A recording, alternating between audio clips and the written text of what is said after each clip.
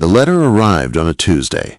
Not a special day, not a dramatic one, just another ordinary morning where the alarm rang too early and the heart felt too heavy. Mira almost didn't open it.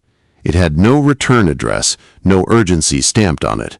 Just her name written carefully, as if the sender had taken their time. She placed it beside her coffee and stared at it longer than necessary. Life had trained her to expect bad news.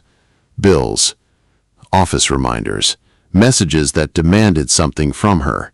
This letter asked for nothing, so she opened it. Inside was a single page. "I hope this finds you when you are not rushing." Mira paused. She smiled, just slightly. She couldn't remember the last time she wasn't rushing.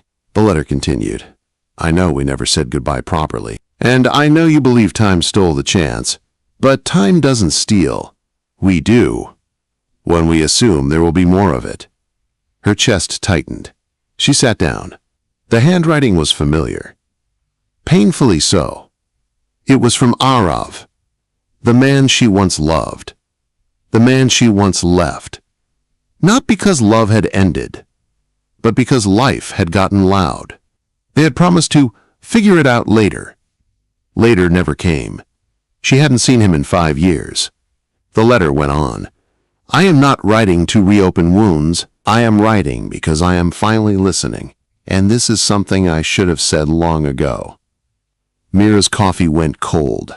She didn't notice. Her mind drifted back to evenings on the terrace, where silence felt comfortable and dreams felt possible. They were younger then, braver, or maybe just less afraid of being wrong. "You taught me something without trying," the letter said.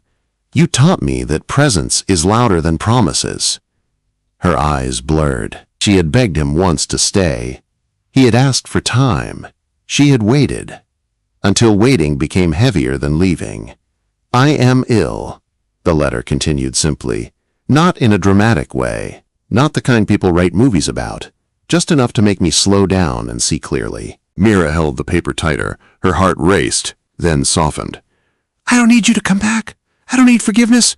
I only need you to know that the love we had was real, and it mattered." She closed her eyes. For years, she had minimized that chapter of her life. Told herself it was a mistake, a distraction, but the heart doesn't forget what once felt like home. "If you ever doubt yourself," the letter said, "remember this. You were never too much. Life was just too impatient." Tears fell freely now. She didn't wipe them away. At the bottom of the page was a date. Last week. The letter ended with one line. "Some truths arrive late, but they are still true." Mira folded the letter carefully. Her hands trembled. She wanted to call him. She wanted to hear his voice. She wanted to ask 1,000 questions. But there was no number, only silence.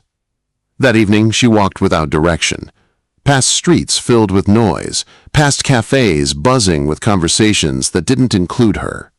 She found herself sitting on a bench in a small park.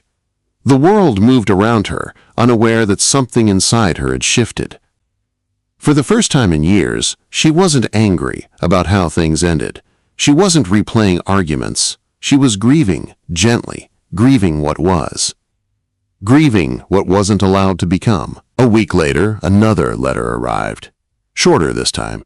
"If you're reading this, I'm probably already resting. Please don't be sad. I am not afraid. I am grateful." Her breath caught. "I spent so long chasing certainty that I missed the quiet joy of simply being alive. Illness didn't teach me anything new. It just removed the noise." She sat on the floor, back against the wall.